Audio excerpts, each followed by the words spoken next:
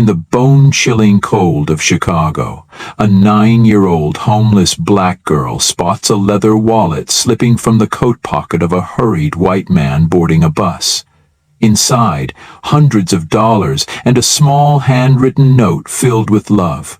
Starving, shivering, and tempted, she still chooses to walk miles across the city to return the wallet. What she doesn't know is that the man is a powerful executive, and her quiet act of kindness is about to be repaid in a way no one could have imagined. Before we dive in this story, let us know where you're watching from. We love to hear your thoughts. The Chicago autumn wind lashed Nia Carter's face like an invisible hand, sharp and decisive. The 9-year-old girl huddled on the damp sidewalk beside a car wash in the West Side. Her frail body was dwarfed by her worn coat, its threads unraveling as if trying to escape their fate.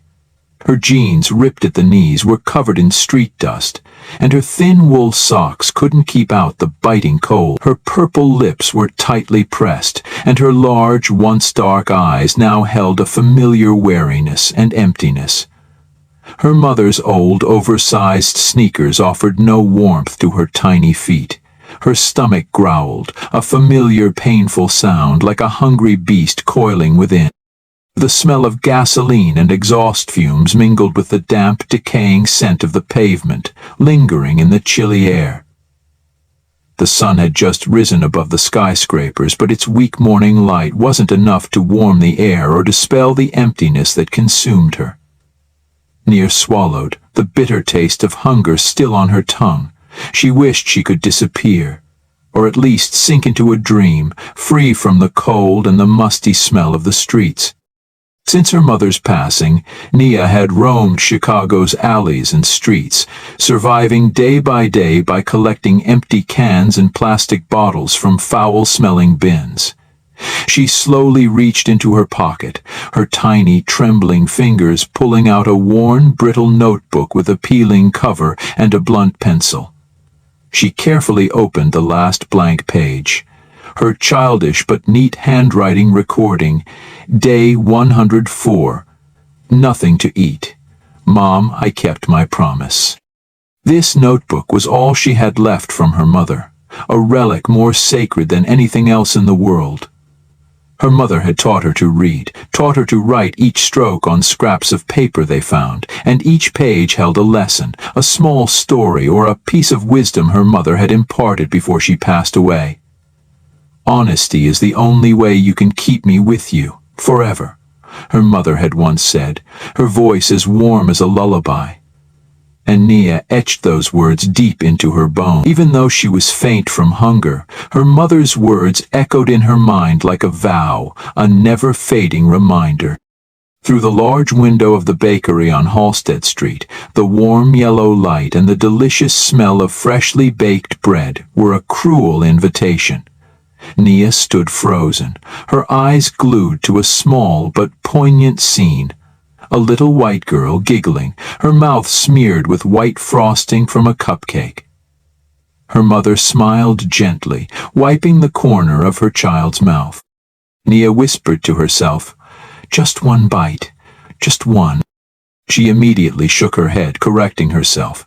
"No, that's not who I am. Mom wouldn't like it." She remembered her mother saying that no matter how difficult things were, no one had the right to compare their pain to another's, because everyone carried their own burden. Nia continued walking, her small feet exhausted, until she reached the familiar bus stop nearby. The screech of a bus braking startled her. A middle-aged man, looking rushed, quickly boarded the bus. He was fumbling with his briefcase and phone, oblivious as a thick leather wallet slipped from his coat pocket, rolling on the sidewalk right in front of Nia. Nia watched it, then bent down to pick it up. Her heart pounded as she opened it. Inside were several crisp, several $100 bills, a stack of shiny credit cards, a driver's license, and a small, neatly folded letter. That money, Nia knew, could buy so much, could dispel the cold and hunger tormenting her. "Wow, that's a lot of money," Nia mumbled. her tiny, trembling fingers touching the bills. I could buy food, a warm place to sleep, just this once. A moment of weakness. But what would Mom think? Would she forgive me? A small letter, fragile as a dried butterfly wing.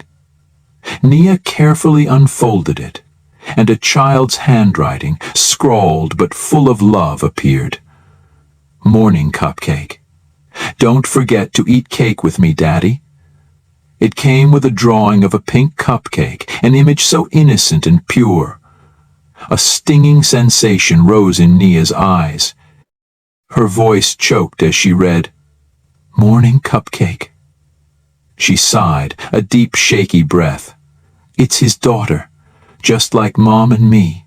She paused, looking up at the sky, a resolute light in her dark eyes. No, I won't lose Mom again. The biting cold of the morning seemed to vanish, leaving only the warmth from this tiny letter. She clutched the wallet. In that moment, Nia felt less alone in this vast and cold world, and a decision slowly formed in her mind. The address on the driver's license was clear. Davis Tech Corp., 200N Michigan Ave, Chicago. Nia knew that Loop was what her mom used to call the city center, a place of tall buildings and important offices near the bus stop. She spotted a worn public transport map on a pole, tracing a finger from her current spot towards the cluster of high-rises in the Loop. The building seemed very far, but a route was visible. This wallet would not stay with her. A feeling of profound relief, like a burden lifted, flooded Nia's heart. Mom would be proud of her. It was almost noon. The leather wallet lay heavy in Nia's hand, like a stone filled with difficult choices. The Chicago wind still whistled through the gaps in her coat, but the cold didn't penetrate as deeply as the storm within. $200, an astonishing sum for a homeless child. It could buy so much food, fill her empty stomach that had been growling since last night. It could rent a warm room for a few nights, away from the bone-chilling cold of the sidewalk, even buy a bus ticket out of this city to find somewhere potentially better. All these possibilities flashed through her mind like a film reel, painting a much less miserable life. But then the small letter with the child's scrawled handwriting in the wallet reappeared, along with the bright pink cupcake drawing. It hinted at another whisper, a promise she could never forget. Don't take what isn't yours, no matter how hungry you are. That letter, with its morning cupcake inscription, was a gentle yet powerful reminder.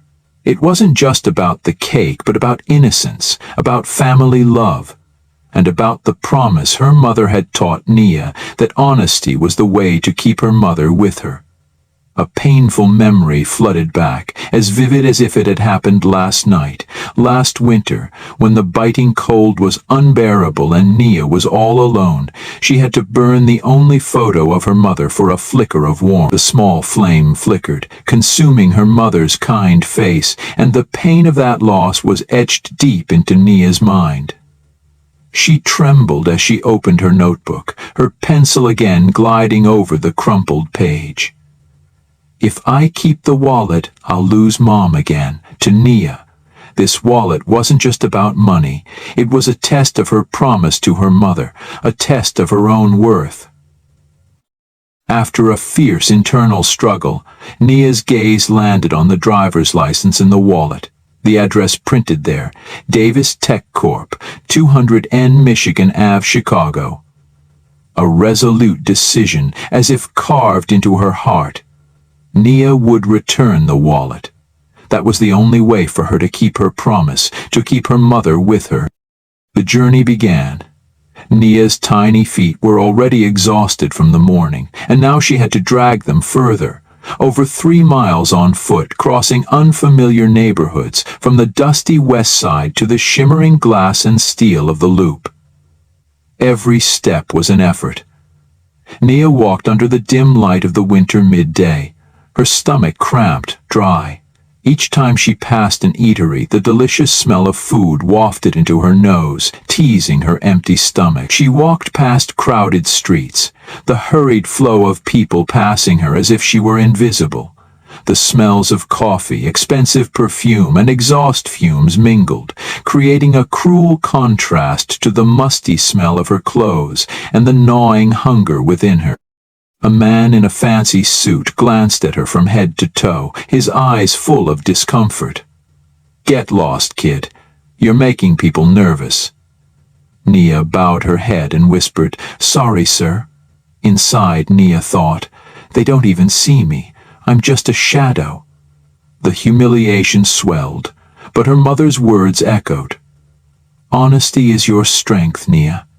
She took a deep breath, wiped away the tears threatening to fall, and continued her journey. Reaching a large coffee shop on State Street, Nia bravely stepped inside, timidly asking for a glass of water. "Can I have some water, please?" The barista looked at her with suspicion. "Bathrooms for customers, out, kid." The feeling of being scorned, of being driven away, cut like needles into the little girl's tender heart.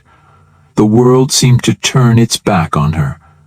"Why do they treat me like this?" Nia wondered, swallowing tears. "Is it just because I look dirty?" Nia walked through a dark alley, where 3 older boys, also shabbily dressed, were huddled together smoking cigarettes. One of them, with bleached blonde hair and sharp eyes, suddenly noticed the wallet Nia was clutching tightly. "Hey, kid, looks like you just found a treasure," he sneered, stepping closer.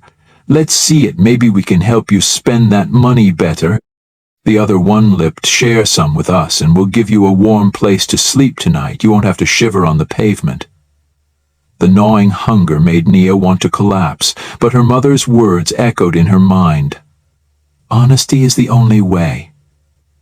Fear crept in, but she still clutched the wallet tightly, stepping back. "No, this isn't mine. I have to return it," Nia cried out, her voice trembling but resolute. Boys looked at each other, their eyes full of contempt. "You're stubborn, brat. You'll freeze to death out here tonight," the blonde-haired boy said, reaching to snatch the wallet. Nia panicked. She ran frantically from the dark alley, not daring to look back, tears streaming down her face. The cold outside was no longer as terrifying as the darkness of human hearts. In her heart, her mother's words were the only light, the greatest comfort, helping her overcome extreme fear. But then, a small ray of light appeared as Nia passed Maggie Daly Park. An elderly black woman with white hair, sitting on a park bench, smiled kindly at her. "You all right, baby girl? You look cold as the grave." Nia replied, I'm okay, just tired." The old woman then said, "Then take this, and remember, the world ain't all bad." Nia looked up at her, her heart warming slightly. It was the first time that day someone hadn't driven her away, hadn't looked at her with judgmental eyes. The little girl took the granola bar, whispering, "Thank you, ma'am. You're the first nice person today." Her trembling hands broke off a small piece, slowly savoring it. The sweet taste of nuts and oats spread in her mouth, dispelling some of the biting cold. Nia opened her notebook again, adding a line. Day 104, met someone who didn't chase me away. Although the journey was still long, this small moment gave the little girl strength, helping her continue on her path to keep her promise to her mother, heading towards the tallest building in the distance. Also that morning, elsewhere in the city, a wealthy man was experiencing intense distress due to his own loss. While Nia was trudging the long roads to the city center, Walter Davies, CEO of Davies Tech Corp., was also experiencing a stormy morning. Every morning, regardless of rain or cold wind blowing through the windows of his luxurious Lakeview penthouse, Walter did one unchanging thing. He slowly opened his leather wallet, took out a small, worn letter, and caressed it like a treasure. The child's scrawled handwriting appeared, catching his eye. "Morning, Cupcake." "Don't forget to eat cake with me, Daddy."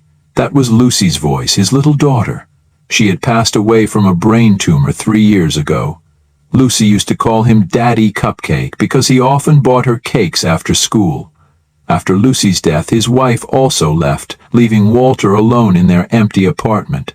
The silence gnawed at him daily, like a hungry animal, crawling into every corner of his soul. Walter was a brilliant tech CEO, running Davies Tech Corp with immense wealth. He was known for being eccentric, unapproachable, always buried in his work. But beneath that dry, rigid exterior, he was a man torn apart by grief.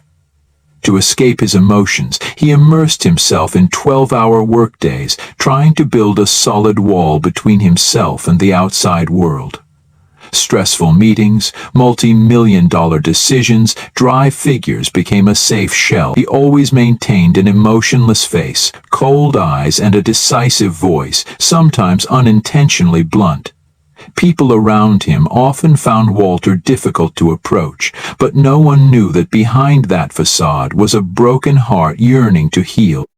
That morning, before an important meeting with investors about a new technology project, a chilling sensation ran down Walter's spine. His wallet was gone.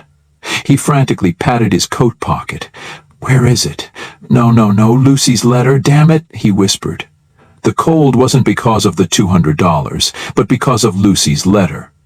The last, fragile link connecting him to his daughter.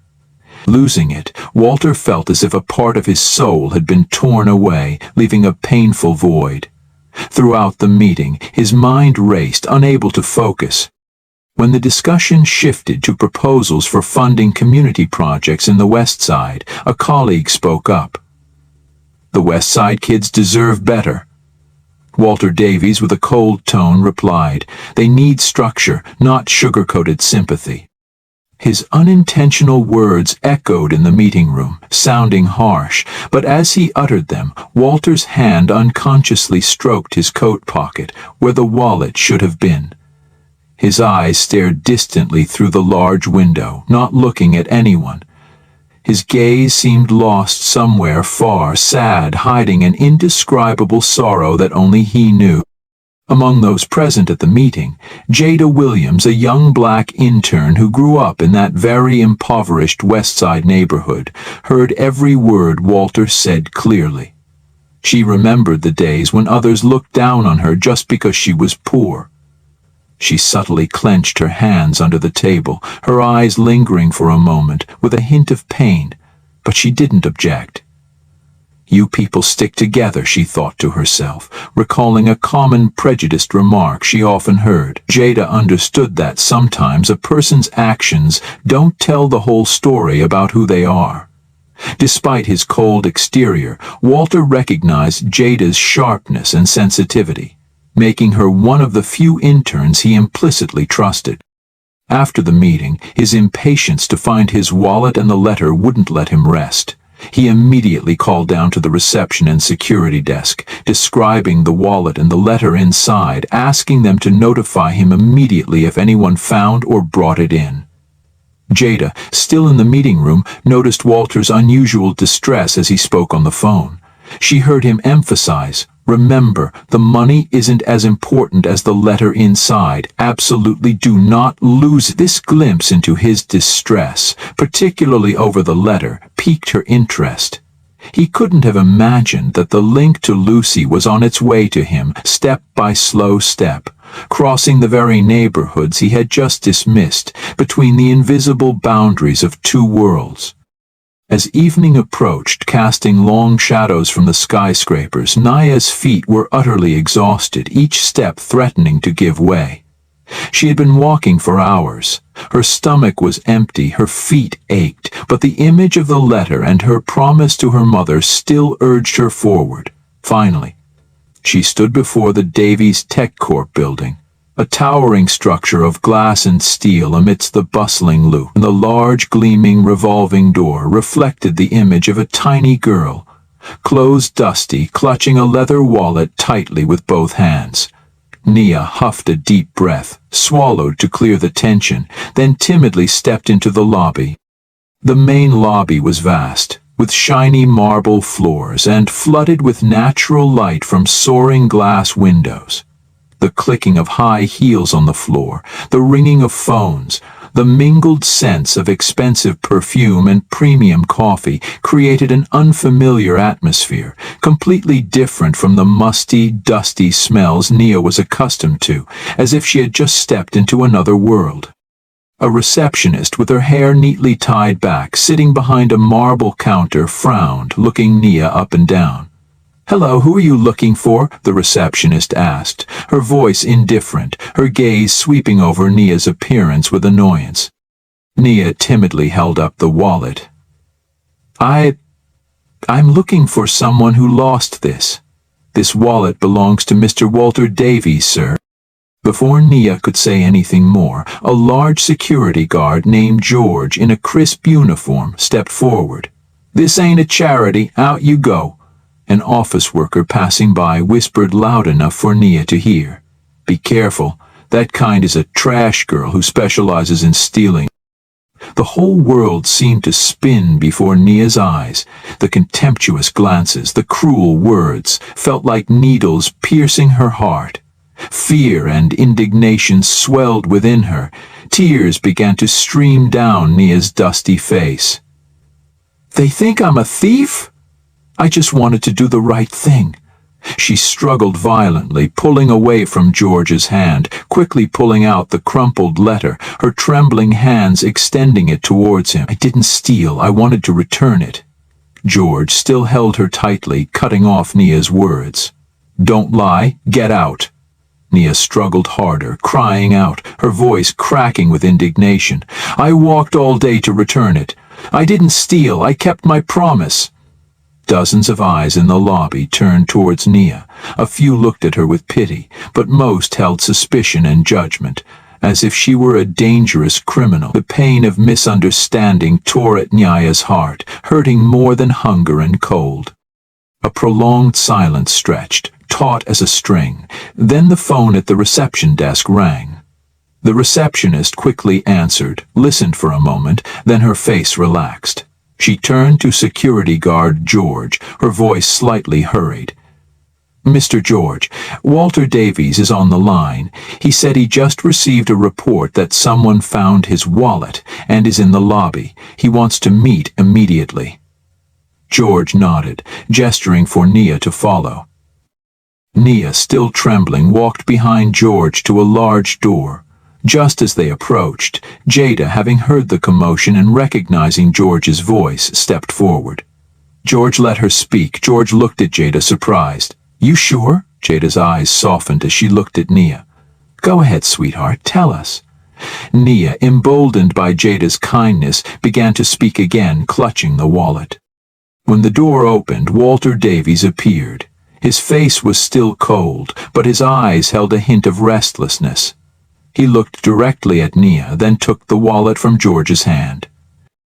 Walter slowly opened the wallet, his gaze fixed on Lucy's letter, still intact, lying neatly inside. A choked gasp escaped his chest. His shoulders trembled slightly, then hot tears streamed down his cheeks. His voice broke, trembling with each word. "This little girl didn't take anything? She kept from me the only thing Lucy left behind." He looked at Nia, his eyes teary, his voice just a choked sigh. "I couldn't keep my promise to her. But you kept it for me. You don't need me to repay you, do you?" Nia looked up at him, her eyes still tear-filled, shaking her head slightly. "I just needed to keep my word, sir. My mom taught me that." In that moment, all the resentment, all the fatigue from her long journey melted away. A simple, serene joy for having done what her mother taught, for keeping her promise, filled Nia's heart. Walter looked at Nia for a long moment, emotions welling up. He knelt down, meeting the little girl's eyes. "What's your name, sweetheart?" he asked softly. "Nia," she whispered. Walter's voice, completely different from his usual dry demeanor, spoke her name again with a newfound tenderness. "Nia," he said, "I don't know how far you walked, but you did something truly significant. Do you like cupcakes?" Nia's eyes widened with surprise. Then a shy smile bloomed on her lips. "Yes, sir. My mom liked cupcakes too." Walter smiled faintly. He no longer wore his indifferent expression. He looked at Jada, standing nearby. Jada understood. She nodded slightly, giving Walter a warm smile. Walter then turned back to Nia, his voice soft but firm. "Nia, you must be exhausted and hungry. We'll get you some food right away, and tonight I'll make sure you have a warm, safe place to sleep, not on the streets. You've been incredibly brave." Nia's eyes welled up again, this time with relief and gratitude. She clutched her notebook, and in her heart the warmth of the cupcake and Mr. Walter's kind words dispelled some of the coldness of a long day. "And Jada," Walter added, looking at the intern, "thank you." Jada simply nodded, a quiet understanding passing between them. That night, Walter Davies didn't go straight home. He canceled all his appointments and drove alone through the lit-up streets of Chicago. He paused in front of his opulent penthouse in Lakeview, but instead of going inside, he drove west, back to the west side. He slowly passed the dark alley Nia had fled from, past the car wash where she had huddled in the morning. He even stopped in front of a dilapidated, desolate building, once a small community library in Westside, but abandoned for years. The cold wind whistled through the broken windows, creating groaning sounds like cries of sorrow. The image of Nia, trembling yet resolute in her promise to her mother, kept replaying in his mind. He remembered his cold words during the morning meeting. "Poor children don't need fancy libraries." A sense of shame and regret welled up. The wallet of his could easily be replaced. But Lucy's letter and Nia's promise had awakened something deep within him, a responsibility not only to his daughter, but to all the lost children in this city. Walter spent the entire night contacting welfare organizations, personally arranging for Nia to be taken to a children's support center in the West Side. His voice was no longer dry and decisive as when giving orders to subordinates, but calm and sincere as he spoke with social workers. He personally covered all of Nia's living and schooling expenses, ensuring she had a warm home and could attend school like any other child. He did everything in silence, not wanting any media attention to the story. For Walter, this was not about showing off, but a way for him to heal his long-standing grief. Not long after, Walter also established a charity fund named the Lucy Seed Foundation. This fund specialized in providing books, organizing evening classes for underprivileged children, and specifically every Friday, the children would receive fresh, delicious cupcakes as a reminder of love and sharing. The new community library in Westside was built quietly, without bearing Walter's name. It was the very community library project that he had once flatly declared poor children don't need fancy libraries or high technology during the meeting. Now the library was not just a building but living proof of the change in his soul, a testament to how unconditional kindness can transform even the most rigid individuals. On the inauguration day, Walter was also present. He quietly hung Lucy's letter in a small wooden frame prominently displayed in the library. Below the letter, the inscription, "Don't forget to eat cake with me," was intricately carved. He stood there, tucked away in a corner, silently looking at the children read books and laugh.